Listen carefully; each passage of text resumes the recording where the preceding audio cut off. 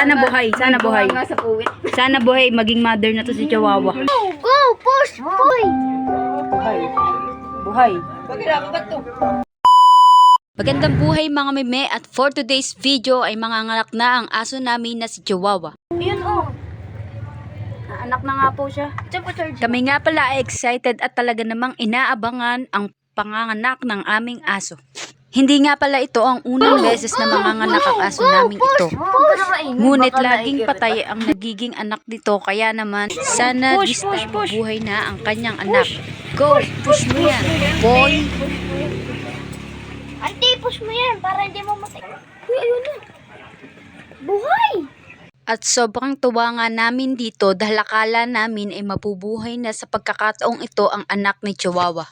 Nakikita naman namin na gumagalaw ito. Ngunit maya-maya pa ay napansin na lang namin na unti-unti ay kinakain na ni Chihuahua ang lamang loob ng kanyang anak. Naaawa ako at the same time ay nalulungkot dahil isa na namang aso ang namatay na anak niya. Akala namin ay talagang kinain niya, ngunit hindi pala dahil itinago niya nga lang pala ito. Dito nga pala ay nagulat kami dahil may isa pa palang ilalabas ang aso namin. At this time ay masigla, malusog ang kanyang inanak at hindi patay. Wow! Mahina kanina yung isa kaya kinain niya. Ito hindi bayat, mataba. Ito malakas oh.